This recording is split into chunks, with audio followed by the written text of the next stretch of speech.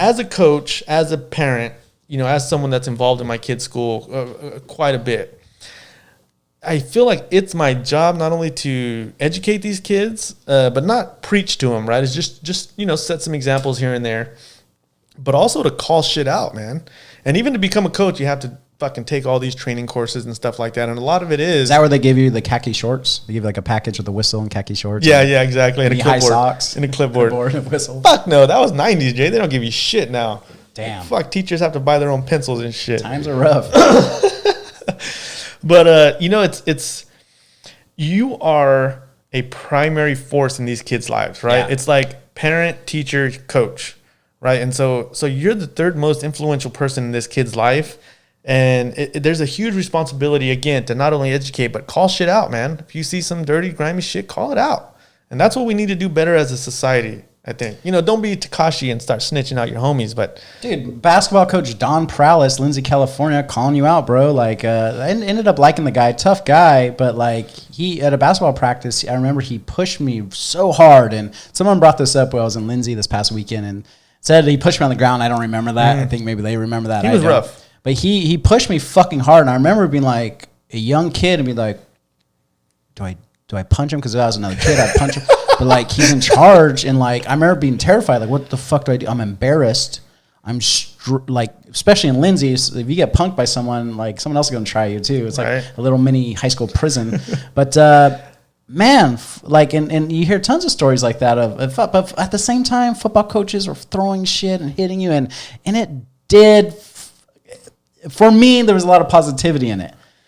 But I think it was something about not being a basketball guy and trying out for the team. This motherfucker doing that. I didn't have any trust or faith in him. Right. Well, and you love football. And, dude, the whistle to the helmet, ooh, that was the worst. Big old fucking ringing sound in your helmet for 3 hours.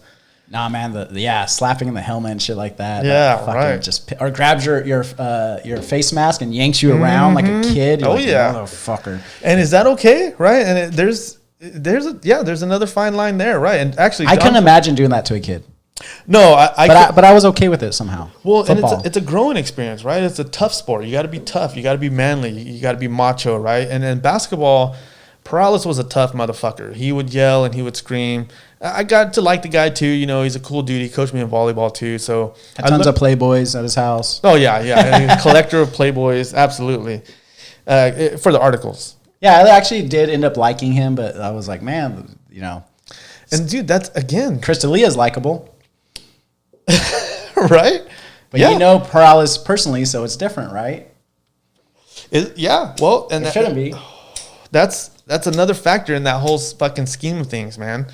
And as a coach of young girls, it's a whole different ballgame, right? You learn very quickly on that this is not like coaching boys. I help coach boys and volleyball and even basketball young boys, and it's a whole different ballgame, man. I mean, it's literally the way they bond, the way they work together, the way they compete is completely fucking different. Like, it's boys love to compete on a whim, right? You get a bunch of guys together, put them on a team. You got to beat that team. All right, let's fucking beat them, right?